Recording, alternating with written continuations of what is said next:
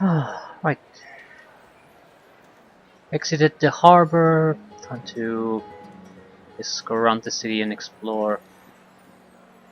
I want to talk to the rickshaws every time we get a chance.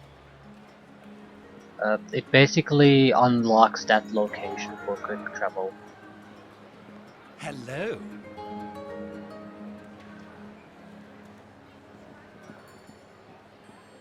Library. We might as well stick our nose into everything, talk to everyone. A hispite. Hello to you. There's an undeniable sense of knowledge and wisdom in the eyes of this hispite priest, but his expression is strangely devoid of passion. He nods in acknowledgement as you approach. Good day to you, adventurer. Okay. Tell me about yourself. I'm a priest of Hespeth, the god of knowledge. I spend much of my spare time in libraries such as this one so as to increase my knowledge of all subjects and all matters. Such is the way of my faith. Okay, tell me about your faith. I worship Hespeth, the god of knowledge. My faith is centered on the acquisition of knowledge and enlightenment. Though we understand that even if we were to spend our entire lives learning, we would have learned but a fraction of all there is to know. But although individually we cannot learn everything, it is our goal to share our lessons with all. If everyone learned something and was willing to share with others, our pool of knowledge may one day encompass all there is to know. One of the most basic tenets of my faith is that all questions have an answer.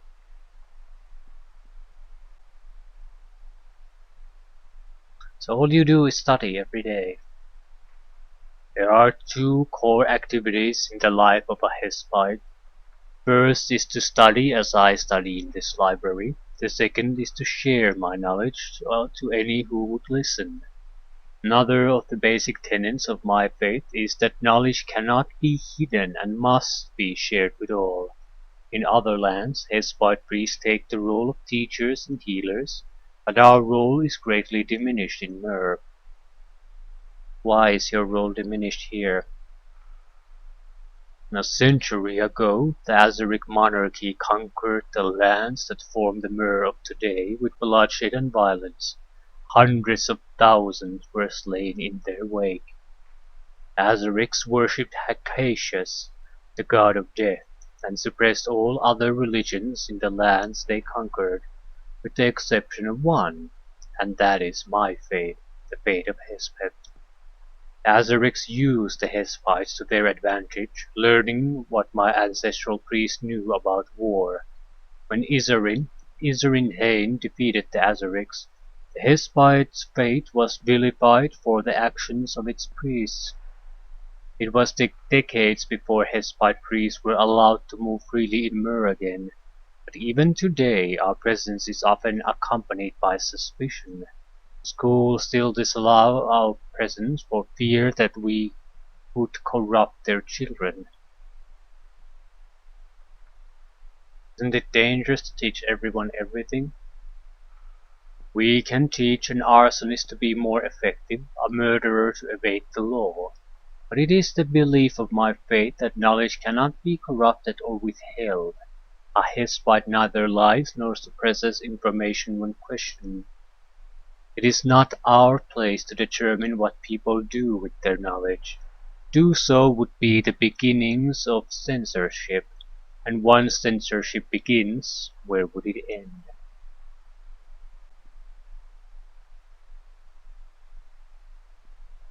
Right. I think it's a reasonable position to take.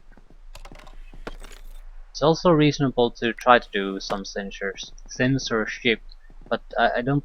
It, it's not their place to do it.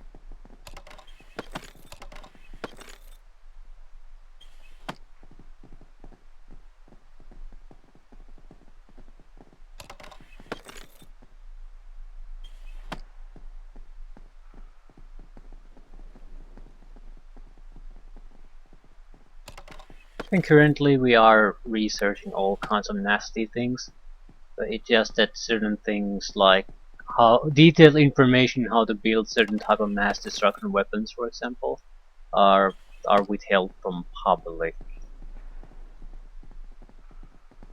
But it doesn't mean the research itself cannot proceed.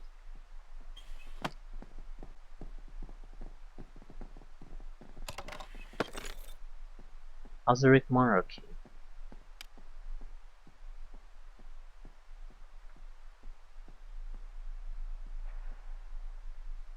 Hmm.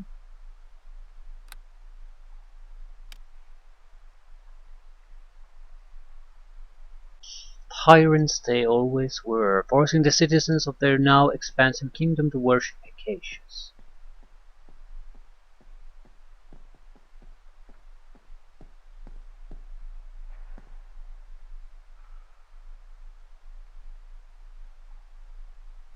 But Tain overthrew them. Right, became the new king. Doesn't look like there's anything too interesting here. Legend of Kasparum. Desert of Kazaran.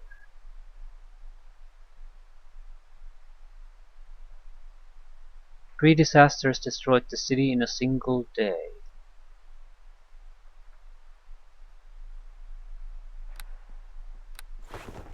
Right, doesn't look like there's anything particularly interesting here. At least not for us at the moment. However, we might have to talk to his spies later on. Sanctum of Mythicus. So nothing else really in this general area.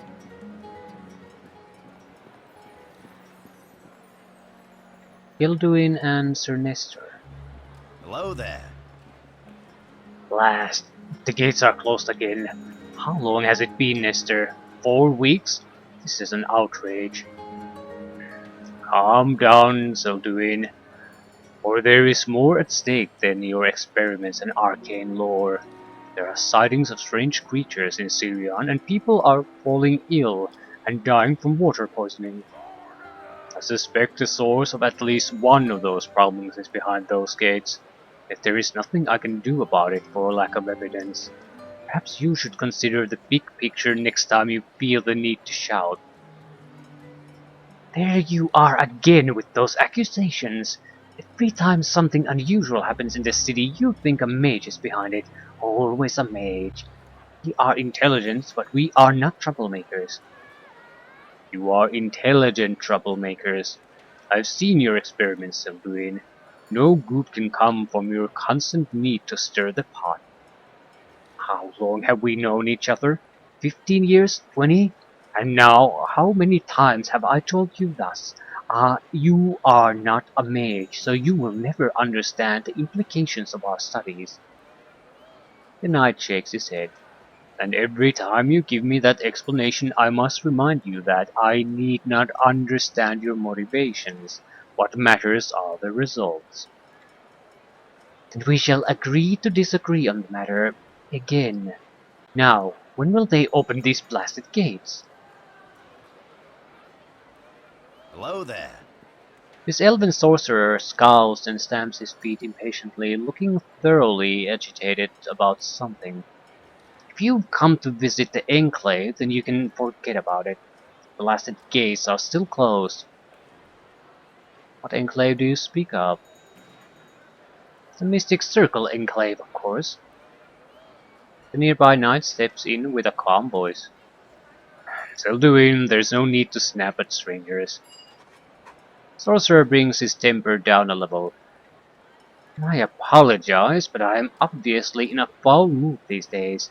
It has been nearly a month since the enclave closed its gates, and mages are not known for our limitless patience.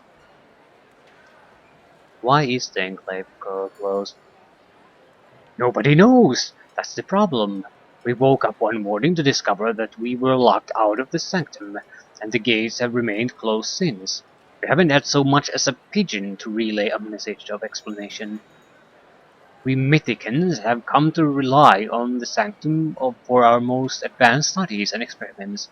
My brother left for Tembra 2 weeks ago, and I scoffed at his decision. By now, he's probably there scoffing at me. You've studied at the sanctum for many years, Elduin. Are you sure you don't know a way in? Elven Mage shuffles his feet uncomfortably under the accusing gaze of the knight. No, no, I don't. If I did, I'd be inside now, wouldn't I? Tell me about Mythicus. I'm glad you have an interest in my god, but I'm afraid I'm just not in the mood to discuss him at the moment. Visit my store in the bazaar. I'll be in a better mood then. Okay, I'll visit you at the bazaar then. Hello. Sir Nestor. This man stands alert and upright with an expression best described as stoic. Symbols of his armor identify him as a knight of Valinor. Well met, stranger. I'm Sir Nestor, Inquisitor of Valinor. May I have your name? My name is Roland. I'm pleased to meet you. The pleasure is mine, Roland. I apologize for not acknowledging you sooner, but the closure of the Mystic Circle Enclave has been an inconvenience for both Selduin and I. What is an Inquisitor of Valinor? He straightens his back as he speaks. We are knights and paladins of the God of Justice. In the name of the great judge, we protect the innocent and defend the weak from evils that would tarnish the shield of Valinor's justice. There are some who would think our idealism to be unrealistic and unachievable, but without an ideal to strive for, we would otherwise succumb to the complacency that plagues the Syrian Guard today. Without the justice enforced by myself and my brethren, this city would have long since fallen into chaos and disorder. Okay, tell me about the Enclave. The Enclave houses the Mystic Circle, a cabal of arcane spellcasters with enclaves all over Istar. This particular enclave also serves as the Sanctum of Mythicus, the god of magic. You may think of it as a temple of sorts. In recent weeks, the leader of this enclave, the archmage named Zygmunt Spectoris, ordered the gates to be closed without offering a reason. This has greatly agitated the wizards of Sirion. Under normal circumstances, we Valinorians would pay no heed to this, but the closure of the enclave coincides with the contamination of water in the west slums and rumors of strange creatures in the city. These creatures are reportedly dark and humanoid in appearance, with glowing red eyes.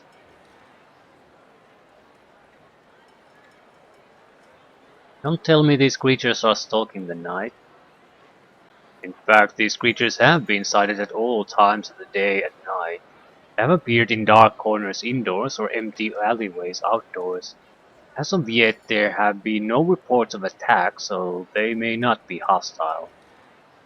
This Mystic Circle enclave has a history of unethical experimentation involving magical beasts. However, we cannot breach the gates to search the enclave on suspicion alone. He shakes his head. Hey, what about the water contamination? Many citizens of Syrian have fallen ill to a mysterious sickness in recent weeks. We have traced the source of this sickness to the contaminated water supplies in the west slums. It would not be the first time that the Mystic Circle let runoff from their experiments contaminate the water. However, we cannot breach the gates to search the enclave on suspicion alone. Right. Okay. Is there anything of interest in Sirion? I'm afraid my work leaves me little time for entertainment. If that is what you seek, the bazaar may be a good place to start. However, you have the look of a capable individual. If you wish to put your efforts toward the welfare of Syrian citizens in the name of the great judge, please visit the Temple of Valinor in the Temple District. As you seem to be a capable individual, no, yeah, visit the temple. Right, so we're basically getting introductions on points of interest, I guess. I'll talk to the town crier to see if there are anything interesting. Hear ye, hear ye! Merchants have tripled the price of imported water. More people are becoming sick from the contaminated water supply. The source of the contaminated water has yet to be found. The Lenurians want to investigate the Mystic Circle Enclave for runoff from their experiments, but the enclave remains closed for another week. We're thirsty as hell, but we continue to yell. We're the Syrian town criers. Right.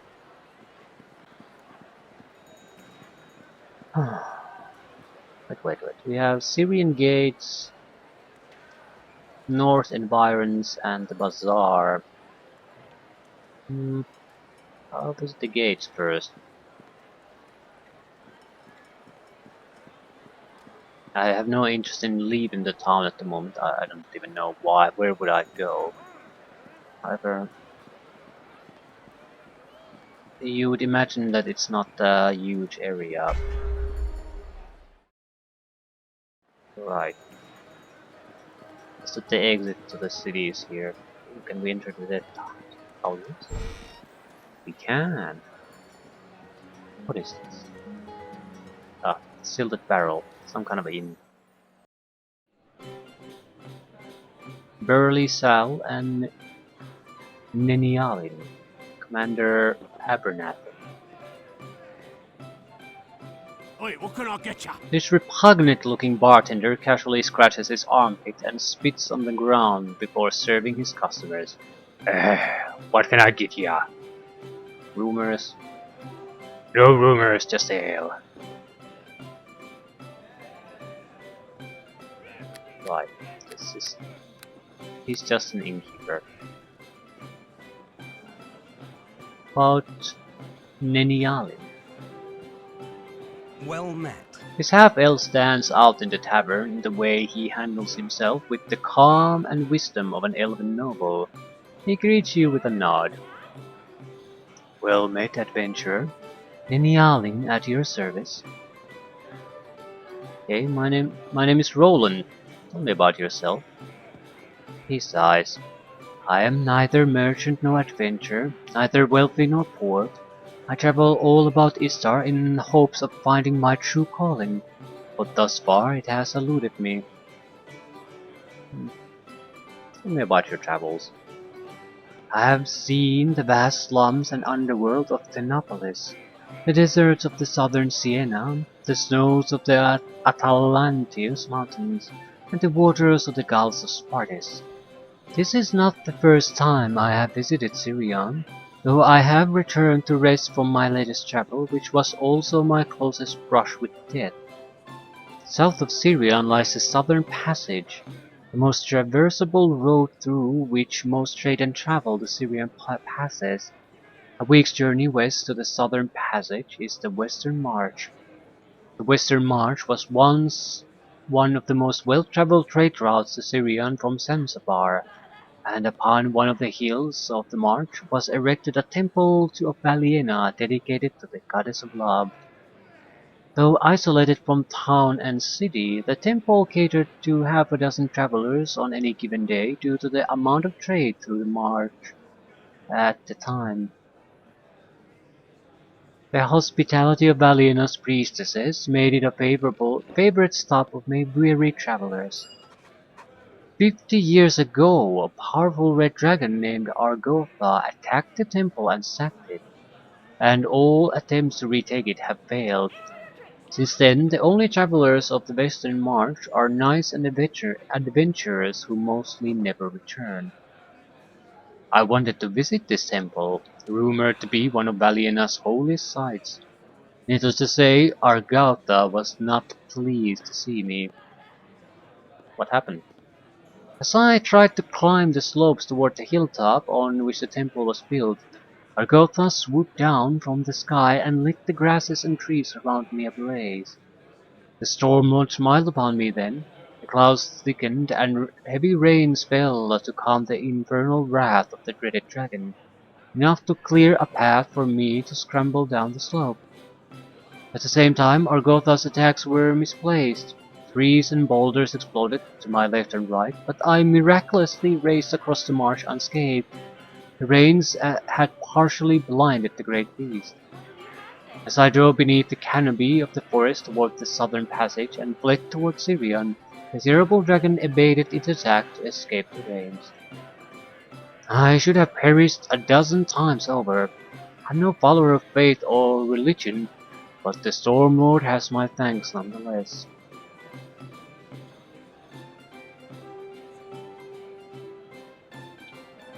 I think if the dragon would have wanted to kill him, the dragon would have killed him. I have serious doubt that a little bit of rain would have made that much of a difference.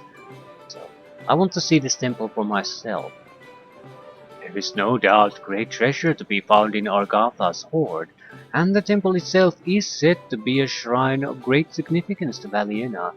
But unless you are invulnerable to truth and fire, and you plan to convert to the goddess of love, I recommend that you stay away from the Western March. As it is, there is a perfectly suitable temple in the Temple District. Okay, well, Orgotha's lair did come up as an internal entry. I greet you. Despite being in a tavern surrounded by merry-making patrons, this gruff-looking veteran soldier looks agitated about something. He wears personal effects foreign to Sirion, likely from frequent travel. You look like a capable adventurer. Would you be interested in some mercenary work? Straight to business, eh? I apologize for my lack of manners. I'm Abernathan, a guard commander from Valenza who frequents Sirion on trade caravan escorts. My name is Roland. Pleased to meet you. Yes, pleased to meet you as well. But I'll thank you to listen now. Banditry has always been a problem in routes between Zanzibar and Mur, but this has always been the price of doing business. Valenza's trade routes in particular are rife with bandits, so caravans have taken to traveling with well-armed mercenaries. As the commander of Valenza's city guard, once in a while I'm sent to escort important shipments abroad. Syrian has always been better protected due to the strong Azerite and Velanuvian presence here. As you've no doubt heard, in recent weeks there has been trouble brewing between the local faiths, decreasing Azerite patrols outside Syrian. This has come at the worst possible time given the arrival of Bragor's outlanders. These bandits have a notorious reputation for robbing caravans all along the road west to Zanzibar. I've run into them on more occasions than I care to count. For some reason they've decided to move their operation to the southern passage now. They robbed my caravan several days ago, taking some very important items the Valenza consulate meant to deliver to King Tane. Who are the Prager's Outlanders? They're a group of 5 notorious bandits led by a half-orc named Pragor. They've been robbing trade caravans for several years now. They've never been caught because they're too powerful for regular bounty hunters to deal with, and they move around too much for local authorities to try and chase. Not that Syrian guard would bother doing their jobs. So what happened to your guards? Chased away by Prager's outlanders, which left me to the wolves, unfortunately. There's no orderly group. This is no orderly group of bandits. We outnumbered them 2 to 1, but they made short work of us. So they killed your guards? Well, not exactly, but they did throw up enough fireworks to cause my men to lose morale and run away like frightened children. Bah, the quality of guards these days. How did you escape? After taking what they pleased from the caravan, which was pretty much everything, then taking a few moments to gloat and scoff at me, they left. I suppose the Outlanders are not known to be murderers, but they are lawbreakers no less. You want me to deal with them?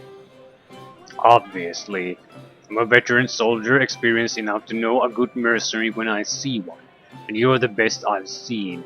Syrian unfortunately is bereft of anyone with an ounce of talent who is actually available for hire.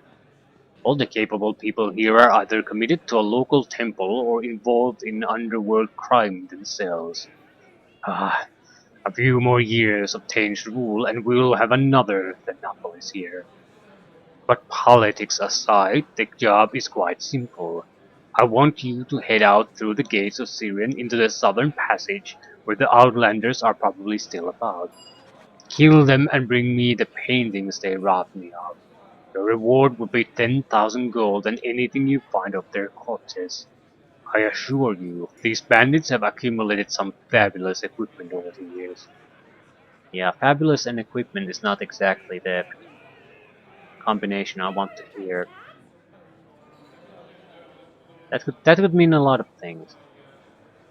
The paintings aren't worth that much gold, mind you, but the consulate will be very happy if the shipment doesn't get to King unhappy if the shipment doesn't get to King Tane.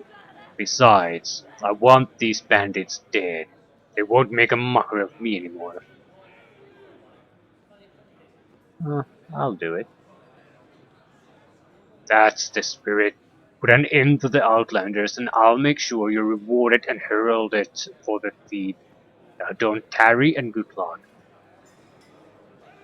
I'm not sure if I want to kill them. I mean, they didn't kill anyone either. It's clearly they're bandits, yeah, but uh, they're not exactly murderous bandits. Cultists.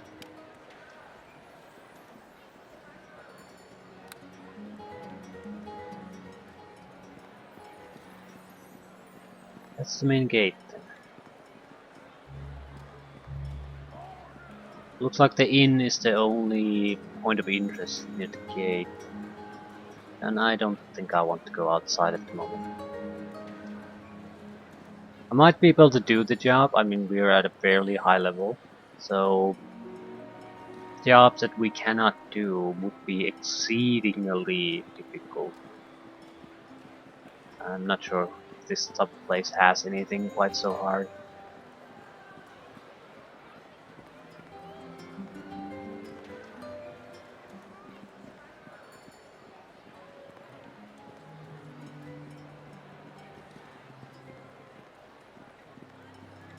Sorry. Not a chance.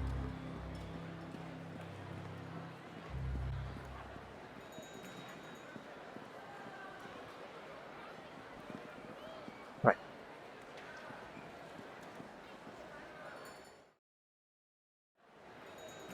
I think I'll go to Bazaar and the Temple District. I don't expect us to be able to do anything really this time, but we can probably get a lot of quests, things to do. Both the mage we encountered and the paladin sort of implied that they have jobs for me. So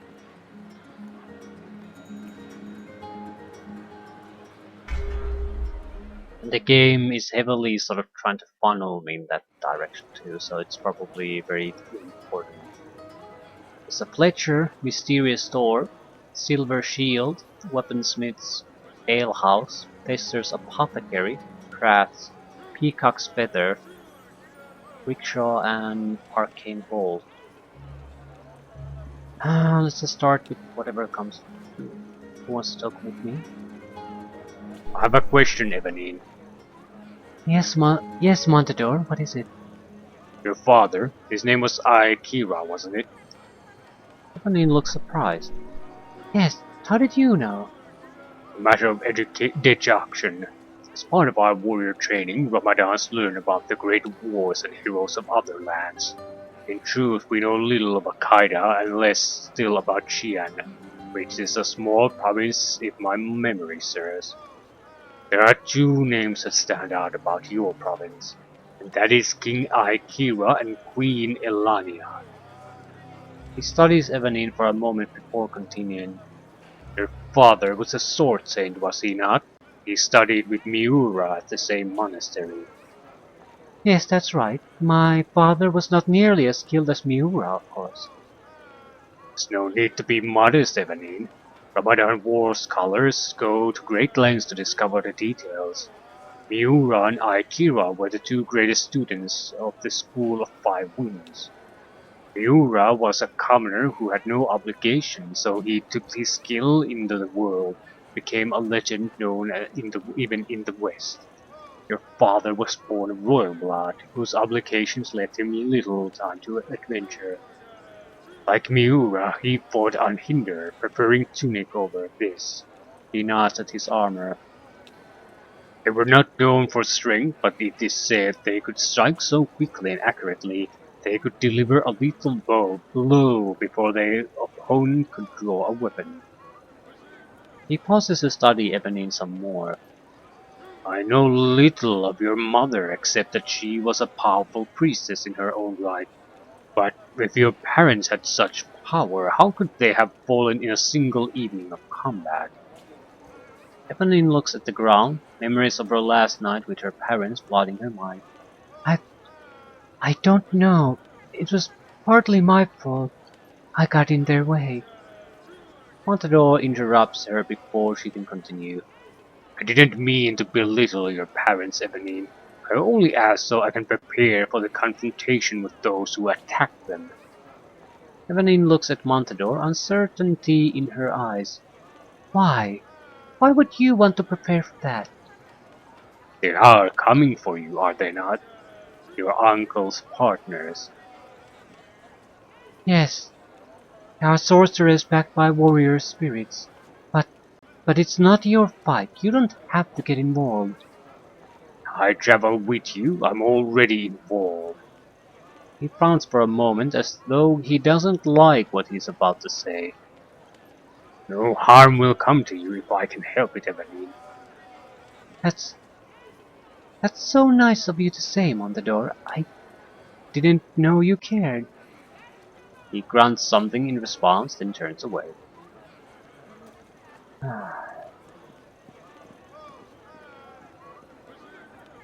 I'll go to the arcane vault first. See what this other sorcerer had in mind. Also unlocking a rickshaw location. Hello. Yeah, we have the environs available now.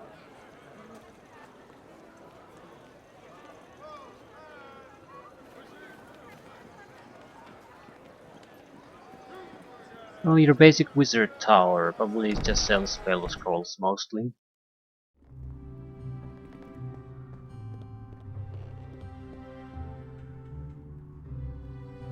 Hello there. Agitated looking elven sorcerer nods brusquely. The Sanctum of Mythicus is still closed, but lucky for you, my store remains well supplied. Have you come to make a purchase? Sure, let's look at the options first. Oh, let's see anything particularly interesting.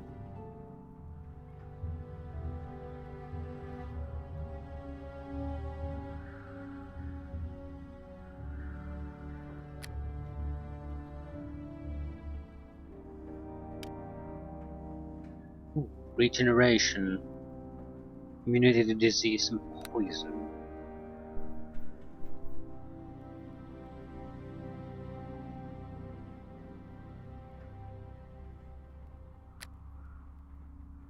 Right, nothing particularly interesting, but can you identify?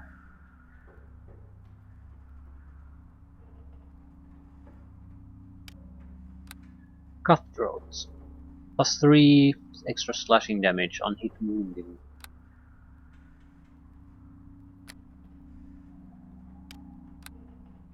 +4, +2 regeneration. +2, +2 strength, extra piercing damage. Oh, for fuck's sake. Hello there. Demolisher. We're not gonna use these. Deadeye might be usable.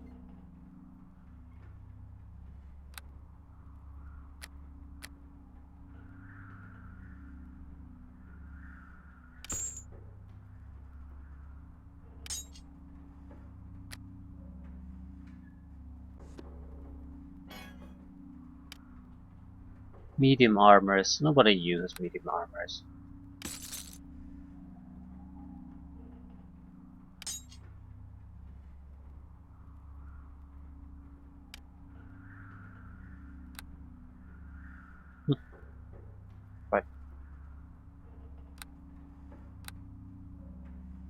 I'm pretty sure someone could use the cloak.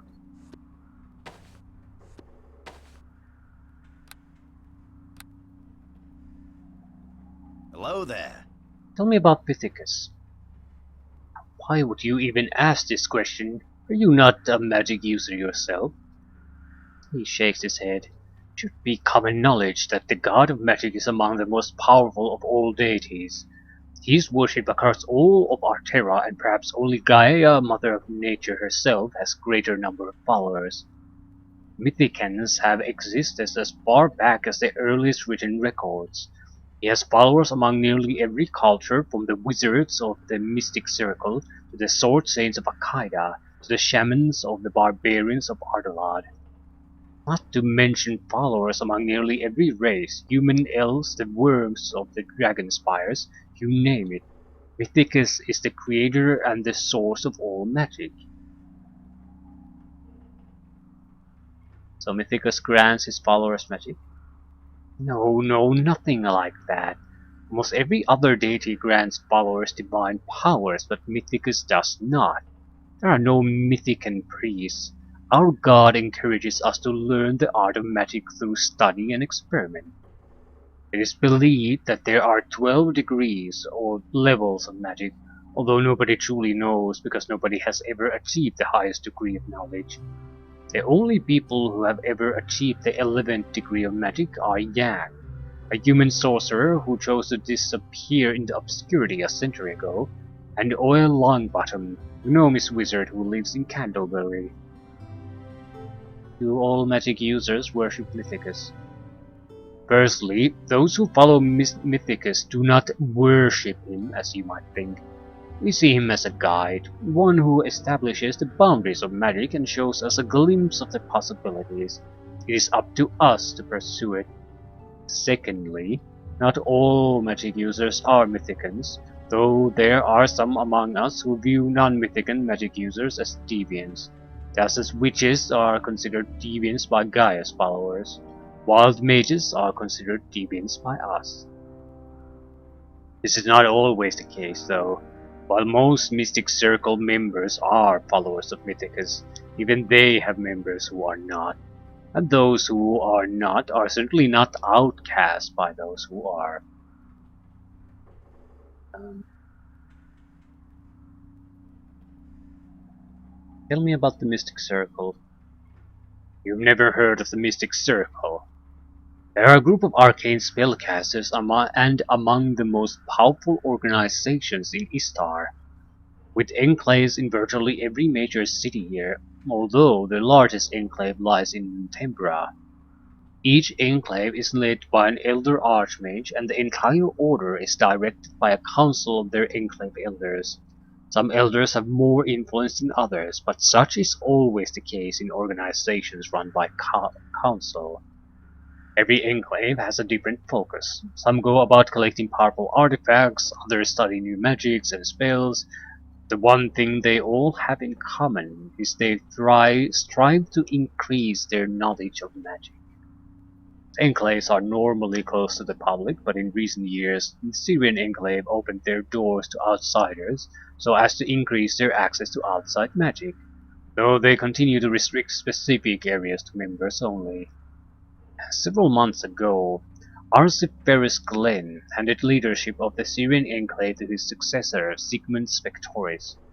It is that blasted Sigmund who has decided to shut the gates to the enclave for no reason. Okay, tell me about Arsiferus Glen. Only one of the most powerful people in Istar, Arsiferus was the former leader of the Syrian Order of the Mystic Circle. There was a time when Arsiferus hungered for power and drove his enclave to experiment upon magical creatures. For what purpose he never divulged. The enclave was closed to outsiders then. The enclave had a terrible reputation back then. Nobles would protest their inhumane experiments because it was fashionable to have a cause, and Valinurians and Gaians in particular objected to their studies. Then Arsiferis changed. He had a son about 10 years ago, believed to be the first among 3 children to survive childbirth. His wife unfortunately did not. Perhaps to honor his wife, or perhaps in response to paternal instinct, he opened the enclave to outsiders and seemed to abandon his hunger for power in exchange for enlightenment instead. Okay, what about Zygmunt Spectoris? Zygmunt has always been among the most influential members of the Mystic Circle. You see, he is the chosen of Mythicus, and thus is imbued with a potential for magic we can only dream of. As a teenager, he had already become adept enough with magic to begin summoning fiends. Imagine that. By all rights, he should have taken over leadership of an enclave many years ago. The problem is the fact that he doesn't have the personality of a leader. He's dark and glum, constantly brooding, and so reclusive that he doesn't take the time to establish the allies needed by a person of power. Rumor has it that he never wanted to take the leadership of the Enclave at all, and that he's locked the gates to research in private. Chosen of Mythicus indeed. Right.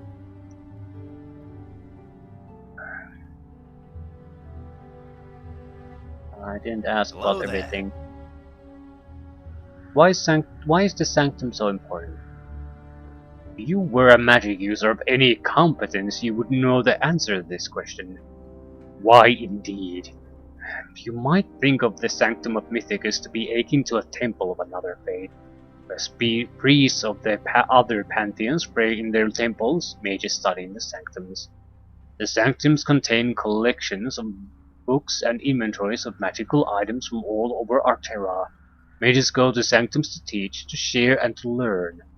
It is commonly believed that mages are reclusive and prefer to experiment alone. This is true for some of the more powerful mages, but younger mages rely on the tutelage of apprenticeship to develop, and sanctums promote apprenticeship.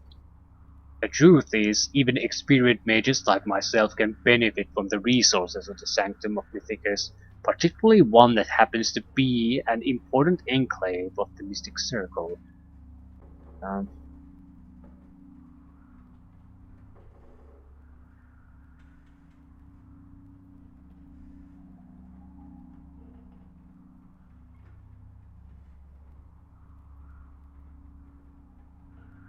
can't ask about anything really. Which is odd, because when asked about alternative ways to enter the tower, he was sort of shuffling his feet about it. Usually it's a sign that he's hiding something, but I can't even ask about it. It seems I might have to talk to the Valinurian Paladin and get him to basically give me a quest about it. Sir Nestor. Peacock Feather. Sounds like a brothel again.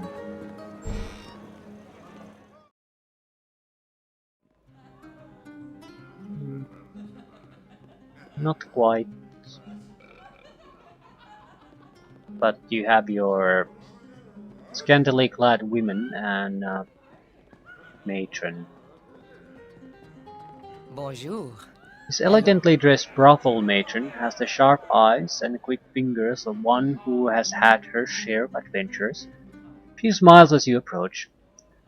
Why, hello there, darling. I am Clymene. Welcome to the Peacock's Feather. Tell me about yourself. Oh, come now. You don't really want to know about me. Not that I mind the flattery and attention, of course. But there's no use trying to get on my good side today. I'm afraid we're booked solid for the next fortnight. Why is it so busy? It's always this busy at the Peacock Feather, darling. We have the most attractive women in Syrian. Well, besides Lady Tianara, of course. And the gorgeous company you have with you. Do consider staying for a while. Such beauty can only be good for business. Um, what kind of services do you offer? Well, our rooms are booked solid at the moment, so I'm afraid the tavern's the only service we have to offer. What exactly do you have? Band of good poise. Charisma, appraise, persuade.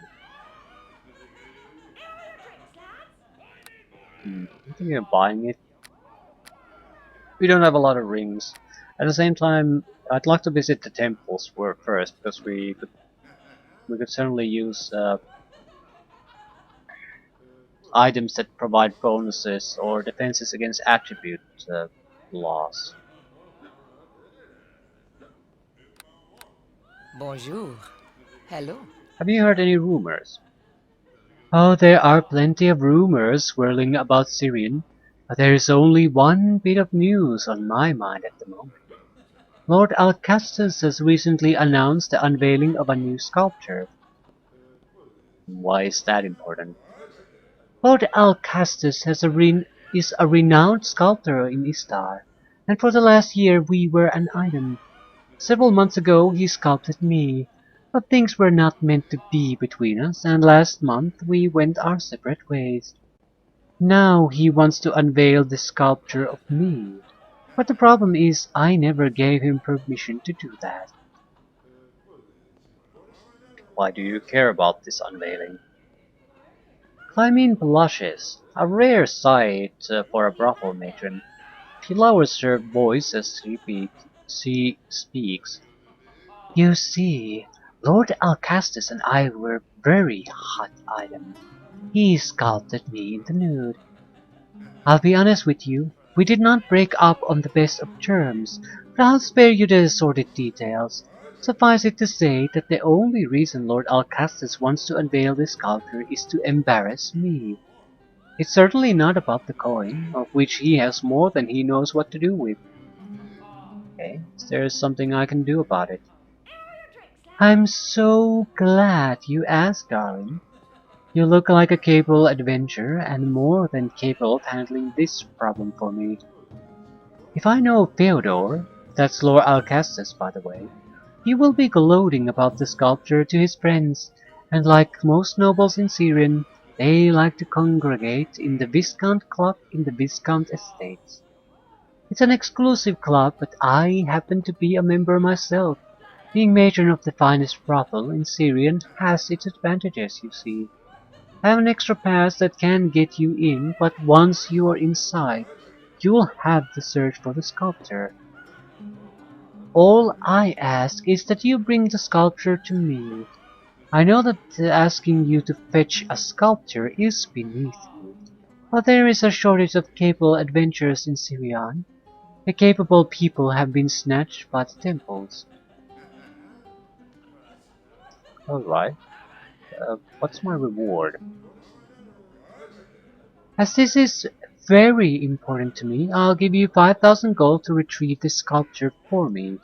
It's a grand sum for such a simple task. I'm sure there's plenty of pilfer in the club as well, assuming you have no qualms about such things. I'll do it.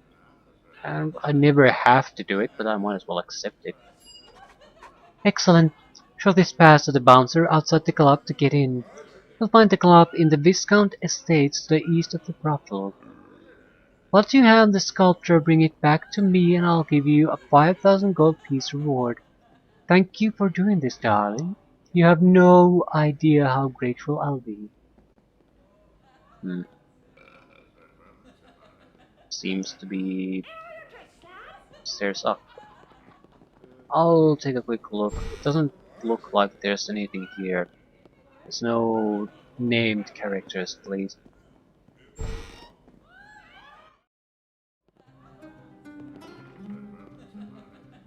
Commoner's Court. Ooh.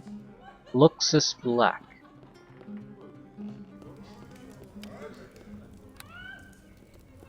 Salutations. Bleary-eyed and thoroughly unsavory in appearance, this nobleman stands in a corner alone, largely because the brothel courtesans don't want anything to do with him. He grimaces at your approach. What do you want? Who are you? Obviously you're bitter, but I suppose I shouldn't fault you for being bored, my lesser. He looks you up and down, then nods. You may have a use to me, however. Would you be interested in some vigilante work? Tell me more. Wealthy men in my position are bound to attract enemies among the other nobles of the city. There's one noble in particular who has been a thorn in my side for too long. Arterra Regis. He practically spat the name out. Our feud has lasted years as his business of imports conflicts with my own business of Syrian made goods. But now he has gone too far. He recently had one of my shops shut down by the Belanurians. Enough is enough. I want Alistaris dealt with once and for all. That is where you come in. Why did the Belanurians shut down your shop? Seems they have a problem with child labor. You run a child sweatshop? That's despicable. Who are you to decide what I should and should not do? I pay these children a copper a day to work in my shop, and that's a copper more than they would make otherwise. As it is, they make enough for food and learn a skill that they might survive on in the future. Would you rather they start on the street? Now, are you interested in my proposition or not? And tell me more about the feud. You are not privy to this information. It matters little to the task at hand. He is my enemy, and that is all you need to know. You want the work or not? What would you want me to do? A simple matter, really. I want Alistaris dead. I don't want any future inconveniences, so I want the rest of his family dead as well.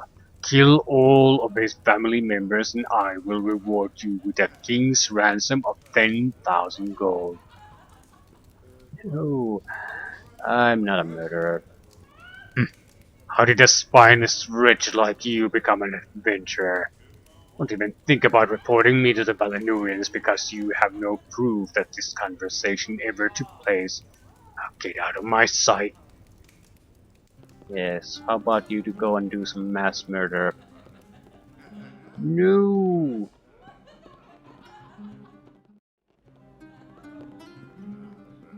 Still, it's good to have all these little jobs available for us. Still, it'll take forever to go through every place in the city, see what quests they have. Discount route. Might be better focusing on something.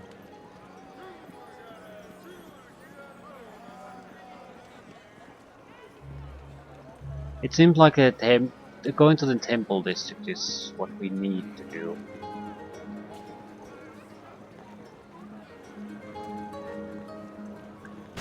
Looks like Pleased to shopkeepers see you.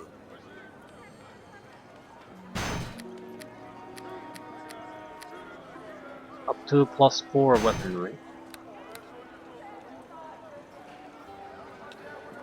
Greetings. Different type of weaponry.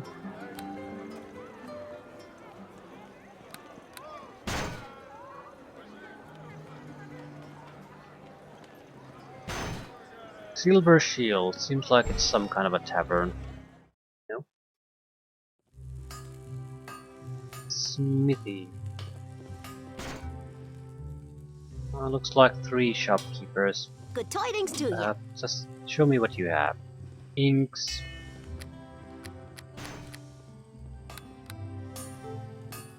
Hail to ye! Armor shop.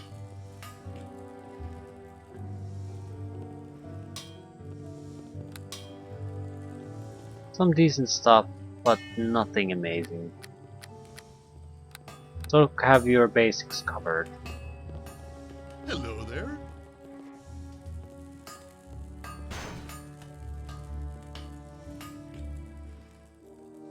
Oh, fuck's sakes. Hello there.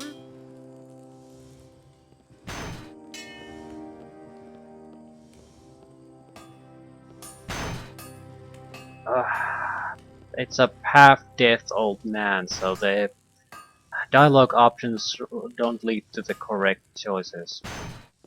If you say you want to see his inventory, he just assumes you don't want to see his inventory.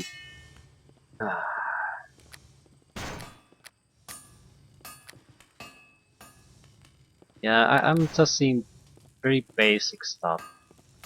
Nothing I would want to save money for and buy, but at the same time it provides you with the basic stuff, so you don't have to go without.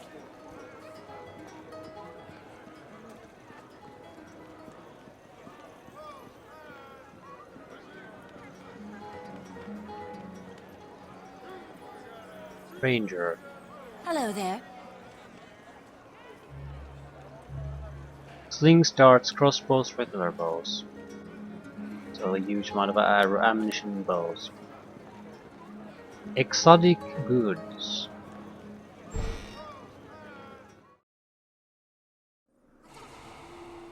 You feel a chill breeze.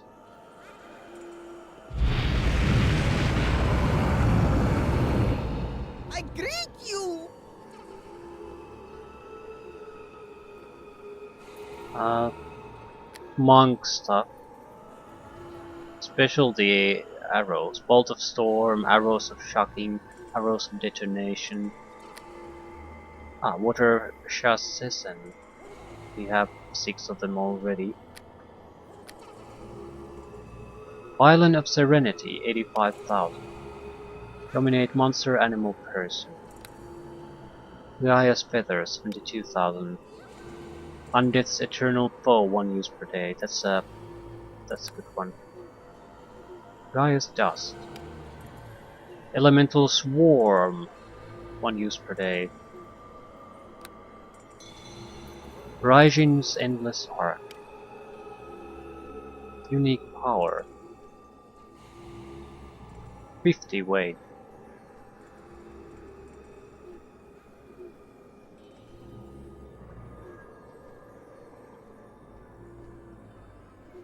Some kind of an infinite throwing axe thingy.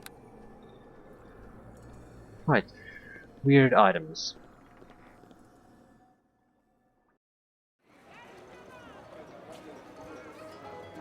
Alehouse Fester's Apothecary.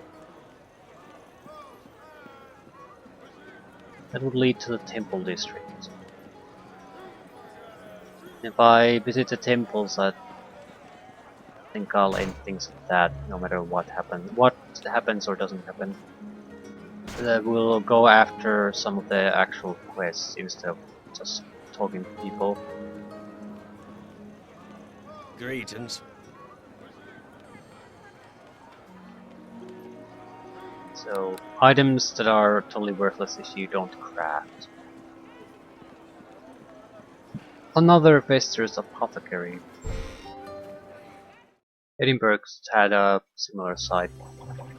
Different salesmen this time. So they have all the basics covered. I'd like the anti-elemental.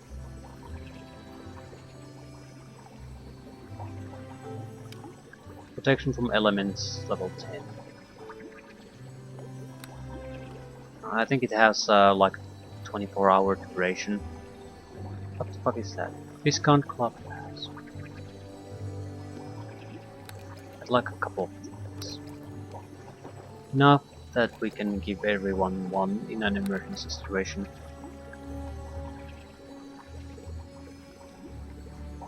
Death Ward.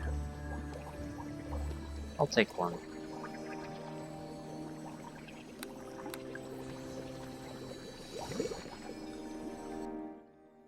I don't have a huge amount of gold at the moment, and I want to see what the temples are offering for wasting huge amounts of money on potions.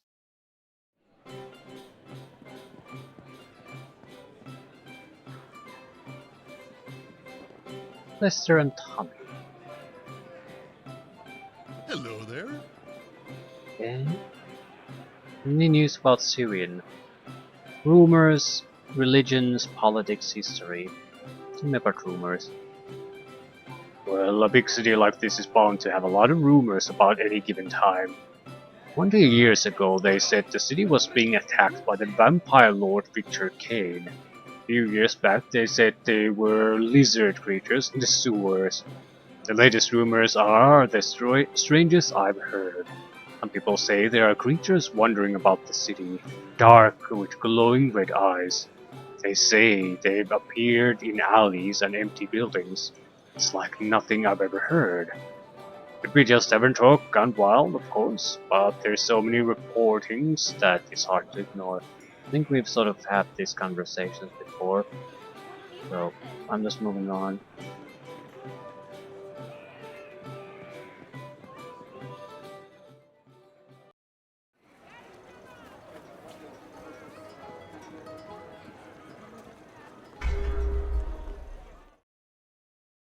I'd like to get a little bit more concrete.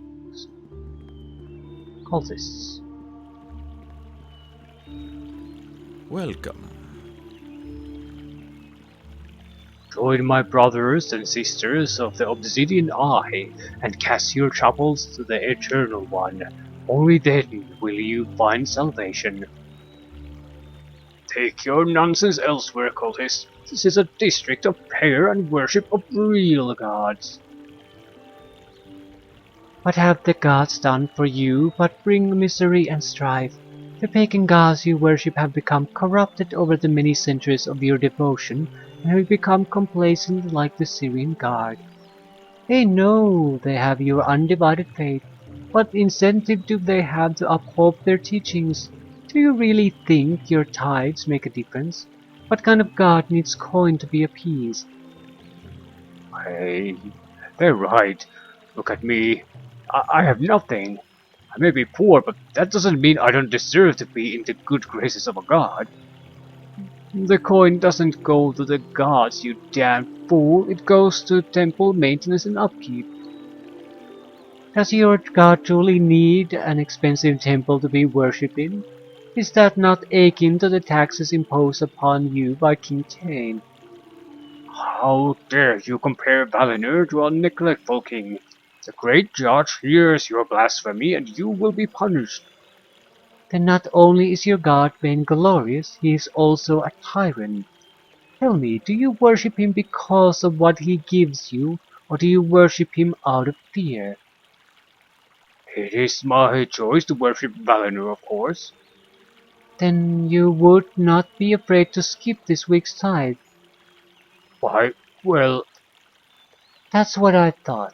Valinor may be the god of justice, but how many crimes are committed in Syrian on a daily basis? How many merchants are stolen from? Do you feel safe traveling through the slums? Not all of us worship Valinor, cultist. Valiena has given the city healing and comfort, and under her guidance my husband and I are happily married. And Valiena has low tides as well. Is that so? Then what of the many citizens dead or dying from water poisoning? Not only has Valinor failed to protect them from an obvious crime, but Valiena has failed to save their lives. Are all of you in love? Is your entire family healthy all the time? Well, cousin Marnie recently left her husband, and Aunt Bessie passed away last year to a snake bite. Nobody loves me. Then there are the Mythicans. They perform experiments on creatures they cannot control, allowing their escape into the street to threaten the people. What do their experiments yield? Do they create food? Do they prevent hunger? Need I speak of Azaril? They openly attack us in the streets and capture our brothers and sisters to be tortured. Why would they do this to unarmed civilians? They do this because they are afraid. They are afraid of the truth. The Eternal One sees all of these transgressions, and he will soon arise to cast aside the pagan gods and their petty followers, to mark the dawn of a new age, an age of peace and bliss and happiness. Do not be afraid. Join us, my brothers and sisters. Join the Obsidian Eye, and we will take you to our sacred temple and our pious leader. I'll join you. They do make a good argument, dear. I suppose we can think about it. You will all burn in the abyss for this. No, my misguided brother. When the Eternal One arises, no one will ever be sent to the hells again. No, then how will people be punished? Tell me more. I'll be glad to, my brother. Yeah, promises, promises. Um, I think those type of promises are the ones where the more in detail you go, the less plausible they seem. You're basically saying that everything that is even Hello. slightly wrong about life is something that your God will fix when he comes around.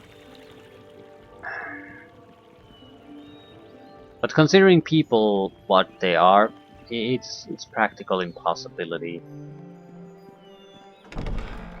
Ludicrous. That's why I don't want to deal with the cultists if I can avoid it, because they're obviously basically trying to aim for something specific. What they're promising is ridiculous. It can never come to pass.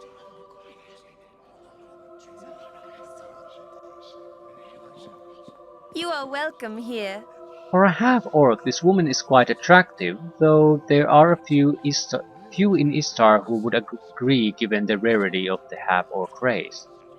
Nonetheless, there is a gentle compassion in her eyes and a sensitivity in her voice that perhaps no woman of any race possesses. As she speaks, you find yourself focusing on her words, so that her looks fade from your mind. You are welcome here, as is anyone capable of compassion and love. I'm Alorian the Wind, chosen of Valiena, the goddess of love, and high priestess of this temple. May I have your name? I'm Roland, pleased to meet you. I'm pleased to meet you as well, Roland. I'm sorry for being rude, but you're not what I expected. You no doubt expected me to be beautiful as the other priestesses are, perhaps even as beautiful as your succubus friend, given the fact that I am the favorite of the goddess of love. But love does not automatically equate to beauty. That one is beautiful does not mean one is loved, is in love, or is even capable of love. Hmm, show me the supplies first. We can listen to your ramblings later on. They seem to be offering a lot of charisma bonuses, arcane spell failure reductions. So you could use a heavy armor and cast spells. You could use a Valiena's gown.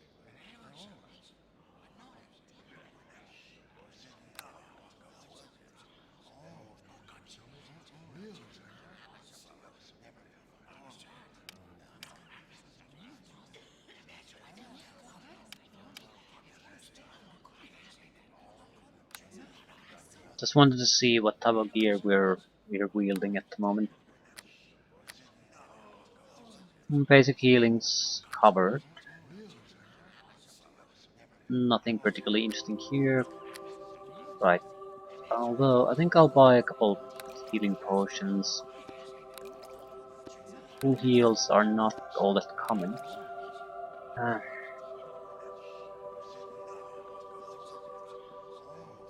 uh, a single. I'm not sure if I want to remove curse. I haven't. In the first module, no one used a curse. Couple restorations in case we get level drain. But I don't want to buy too many of those either. We might be able to prevent it from in the first place.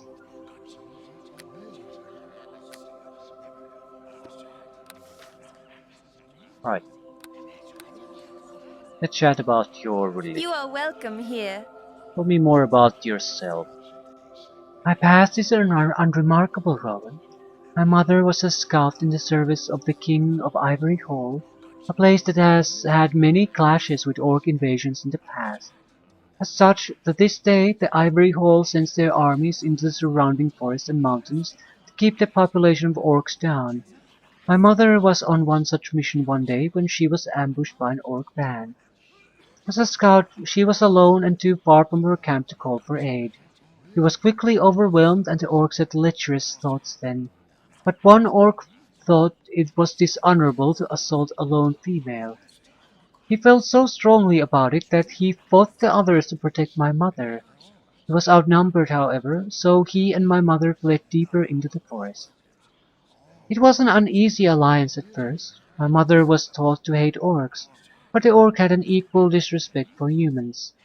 They were forced to live together for weeks, as the orcs had cut them off from my mother's camp. Over time they grew to rely on each other and eventually admire each other. They were different in so many ways, yet they were kindred in heart and spirit. They desired the same things: peace, family, happiness. Eventually the soldiers of the Ivory Hall drove the orcs off, and their search parties eventually found my mother and her orcish savior. They attacked him. My mother could do nothing. She was restrained as they executed him, right in front of her.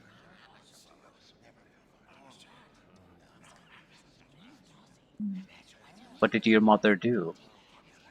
My mother left the Ivory Hall and never returned. She committed herself to Valiena then, in honor of her love. I was born in a temple of Valiena, and I am told that the sun shone off her statue unto me the moment of my birth. I have always been under the watchful eye of Valiena, serving her goals as a priestess. I came to Syrian over 10 years ago to take over leadership of this temple. Tell me about Valiena's faith. Valiena is the goddess of love, and as such, our faith teaches us the importance of love in our lives. To love is to smile, to laugh, and to feel happiness. To love is to feel needed, fulfilled, and complete. Without love, one can never truly feel like one has a place in this world, because even careers are transient, but love is eternal. Valiena teaches the importance of recognizing love as well. It is the trickiest of emotions and cannot be defined. It is easy to misconstrue a feeling as love, and just as easy to neglect its value. One may feel heartbroken after a relationship has ended, only to recover days or weeks or months later. This is not true love. One may also feel love over another of fantastic physical beauty, but lust is not love either. Sometimes one does not recognize the strength or importance of love in one's life. For example, a child may take for granted the love of a parent, a love that has always been there, and not realize its importance until the parent is lost. While people are capable of feeling many powerful emotions, love is the most powerful of them all. Love is the only emotion capable of stirring and suppressing all other emotions. Love can stir in people's feelings of the most terrible rage, the greatest joy, or the deepest despair. In the name of love, normal people have performed great feats, honest people have committed great crimes, and lifelong criminals have changed their ways. Hmm, how do I know when I'm in love? That is an impossible question to answer, Roland, as only you can determine when you are in love. But love is a deceptive emotion. You may think it, you may feel it, you may declare it, but it may not be there. Love has no boundary or definition. You may be in love now, and it is stronger than any love you have felt before. Yet years from now, you may feel another love, and it will be stronger still. Is it possible to love more than one person? Yes, you surely can. The love you feel for every relationship you have is unique from the next. No two loves are the same. One may love a mother and father, but the love is different for each parent. Just as the love of one for one parent will be different from the love one feels for a wife or a child or a friend. Perhaps what you are truly asking is if it's possible to love more than one partner. This is possible as well. King Alasir of Khazarun has 8 wives and 16 children, and he loves them all with a deep and devoted passion. However, most people of the world believe that love should be confined to a single partner. But this is a cultural belief driven by the desire to be loved uniquely. because most people do not realize that every love is unique. Helena does not impose such restrictions because some hearts truly have enough love to give more than one partner. Still, it is important to know that there is a thin line between love and adultery. Mhm. Tell me more about beauty. You ask me about beauty because you still believe that beauty and love are similar, but they are not. Beauty is a description, a detail, a characteristic. Love is an emotion, a condition, a state of being. It is a common misconception that physical beauty and love are one and the same, but this is not so. An attraction because of beauty is not love at all. It is lust, an emotion as destructive as greed or anger or despair. True love is felt in the heart, not in the eyes that perceive beauty, or the ears that hear it, or the hands that touch it. She turns to Percy. This is a fact I'm sure you are all too familiar with. Many people have told me they love me because of my looks, but I do not understand the emotion of love enough to know if they speak the truth or not. Alorian smiles. I feel the warmth in your heart, not the internal infernal fire of your place of birth, but rather a comfortable warmth. You would do well to stay with us and learn the ways of Valiena. Through Valiena you will learn that there is a difference between love for your appearance and love for you as a person.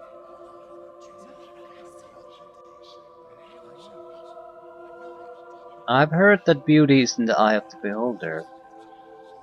That statement is not entirely correct. It is true that every person has a different preference for physical appearance. Every person has a different preference for height, weight, skin color, race. Every physical attribute is subject to differences in preference, and there is nothing inherently wrong in preference. It is innate and natural. However, it is also a fact that some personal definitions of physical beauty are more prevalent than others. Dwarves prefer stout partners, elves prefer lithe partners, halflings prefer fat partners. There are lean dwarves, fat elves, and skinny halflings who are happily married, but the majority preference for each race is different. There are also more prevalent similarities in the definition of physical beauty across races. Most males prefer women with curvaceous waists and ample chests. Most females prefer men with muscular arms and ample buttocks. She smiles. I should stop before this conversation becomes lewd. But you see, Valena does not teach that it is inherently wrong to admire beauty. She teaches that beauty and love are not one and the same.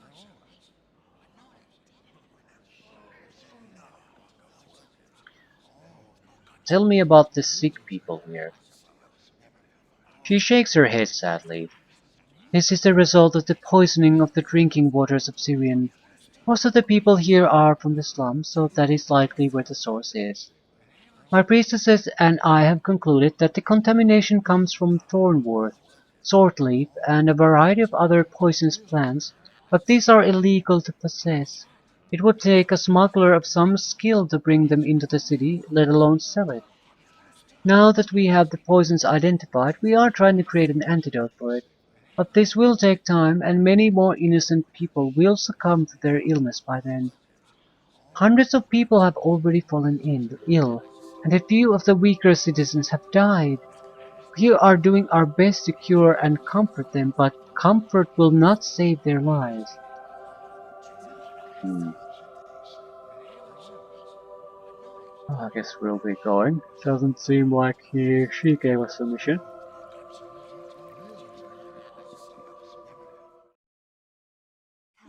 Speak to me here. Seems Percy is affected. Greetings to you. What is it, Percy? I have been thinking about Valiena's teachings.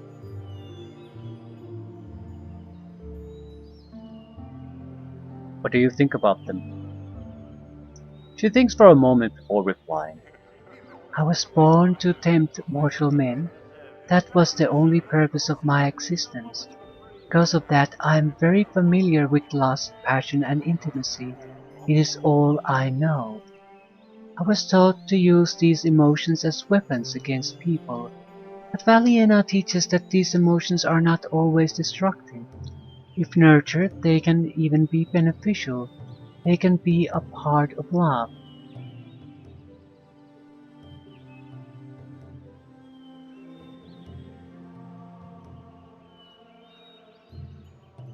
So what do you want to gain from her teachings? Before I met you, I had lived a life of solitude, because the only skills I had were destructive. I wish to have the option of using my skills for other purposes. Do you want to convert? I have been feeling weak in recent days, Roland. I've been away from the Abyss for so many years now, and the Abyss is where I draw my strength from. I do not think I can remain on this world much longer and maintain my powers.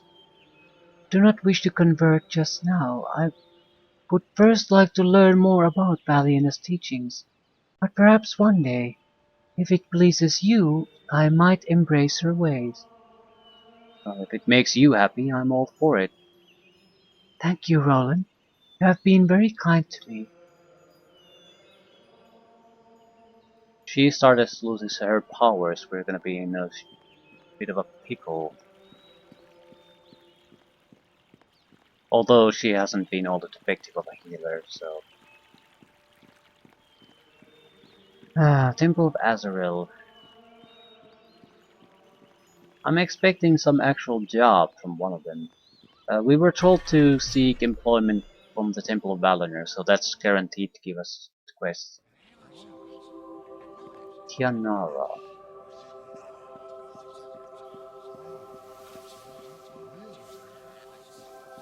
So, we meet at This last. woman's smooth skin has an ashen tan that reveals a mixed dark elven heritage. Her build is perfect, both athletic and muscular and complemented by her delicate feminine features. She is young for a half-elf. Her commanding stance and confident smirk suggest that she knows all too well how gorgeous she is, and you sense an exhilarating rush of danger and excitement in her presence. Glittering dark eyes examine you for a few embarrassing moments before she speaks. Her voice is as sultry as her looks. Who is this delicious morsel standing in front of me? She licks her lips deliberately.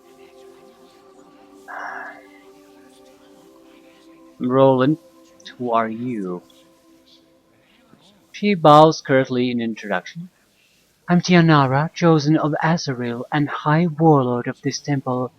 You're the savior of Edinburgh, are you? Aren't you? Yes, how did you know? Your clothing is clearly Claymarian, and I don't know of any other Claymarians your age with the power written upon your brow. As High Warlord, it's my duty to know who you are. I see that your exotic choice of companions is as admirable as your reputation. Now what can I do for you, Roland? Did you come all this way to visit me? She smiles coyly. You wouldn't be the first. Hmm. It doesn't seem like it seems like we have the basic same questions we're gonna ask. I'm not sure if I want to go through that now. Let's see this fly situation. Master Domain Armor 100,000. Plus 4 armor, plus 4 strength.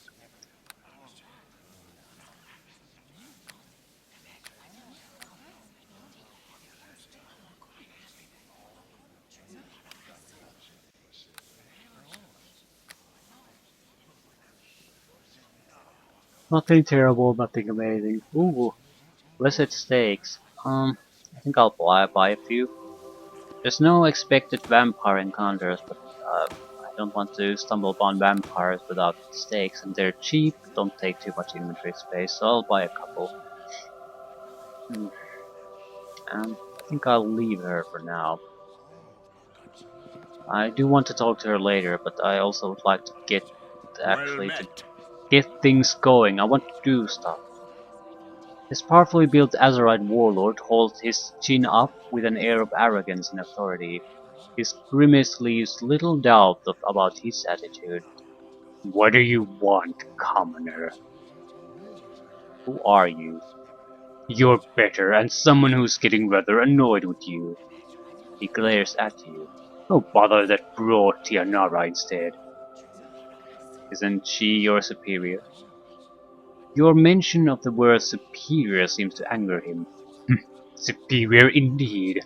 I don't question the word of Azrael about anything, but I do question his choice of Tianara as his chosen. Why would the god of war favor a mere woman? Look at that wench. Fit for my bedroom and nothing more.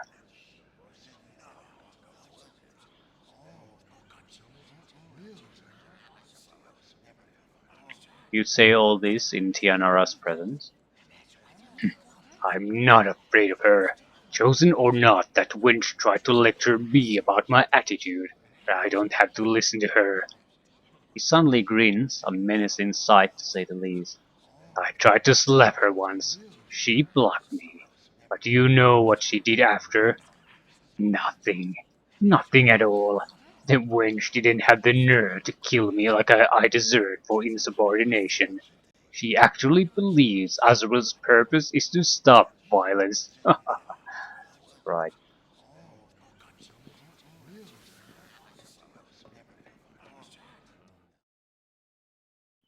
I definitely want to talk to her another time. But please, for fuck's sakes, give me a quest. Something to go after.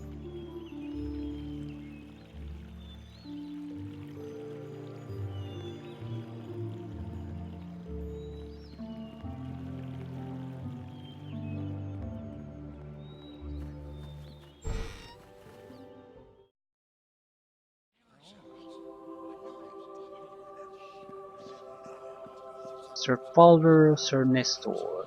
Nestor was the one that wanted to talk to me about some quest. Hello. Um, how can I aid? As you may already know, many citizens of Syrian have fallen ill to a mysterious sickness in recent weeks. We have traced the source of this sickness to the contaminated water supply.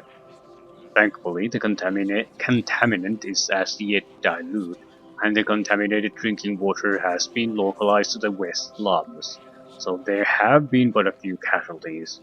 However, this is a few more than we will tolerate. Lady Alorian believes the water to be contaminated by a variety of poisonous plants, but such items are illegal to possess in Syrian. I have not identified the smuggler, but an experienced smuggler would avoid an inquisitor with ease. You are new to the city, however, and you may succeed where I cannot, and identify the smuggler of these poisonous plants. With that information, you may be able to identify the buyer as well. I'll do it. I'm glad to have your aid in this matter, Roland. This temple would do well to have an ally of your obvious abilities. Um, right. At least that's something.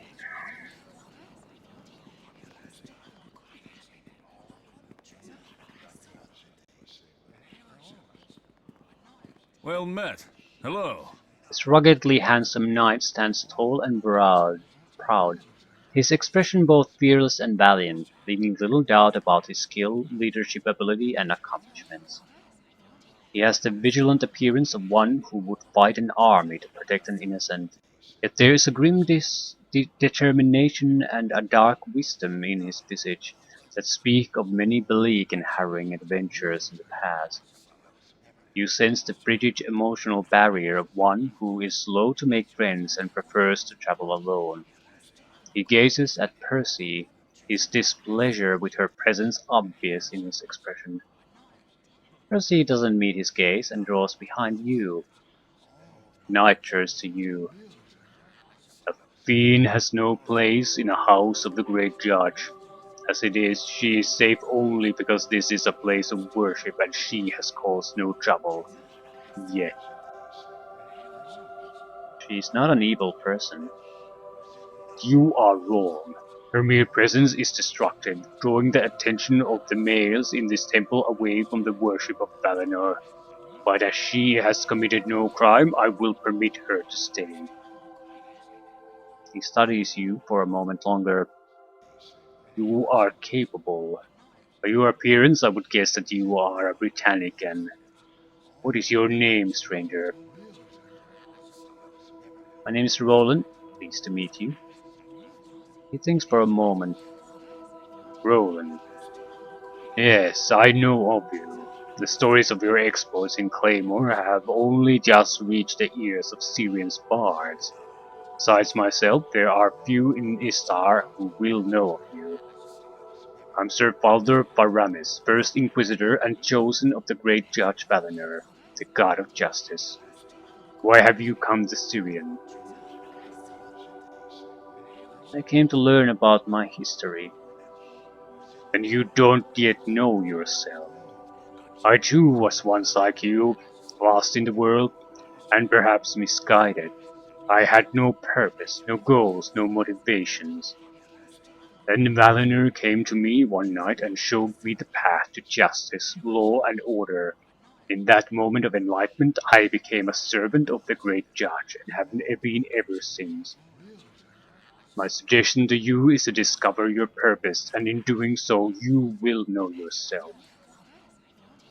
Hmm. Clymene's request. Who was Clymene?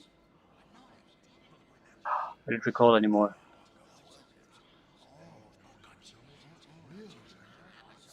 Show me the store. Hmm. Charisma and persuasion armor. Endurance, constitution increasing boots.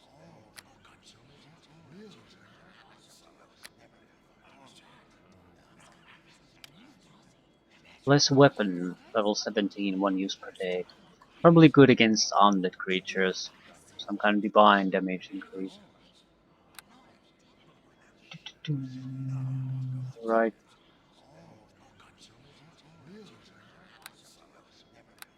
Who the hell is the Clemens guy?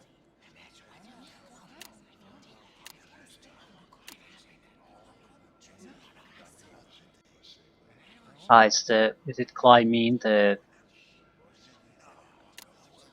so we can Well basically, met. Hello. we can rat out someone. Right. Right. I don't want to inquire too thoroughly about everyone's faith at the moment. I'm sure I'll have other situations where I have to come back here.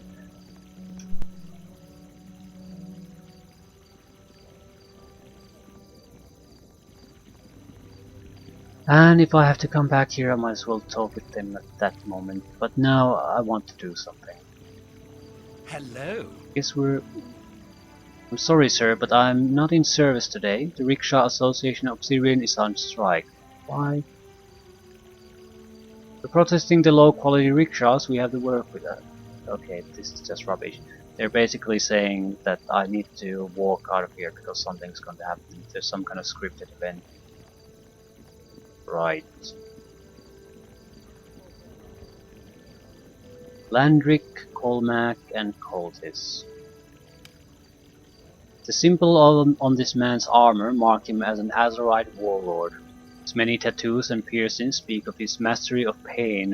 It is obvious from the ease with which he moves about his armor that he has spent much of his life in combat training. Right. So I guess this is it.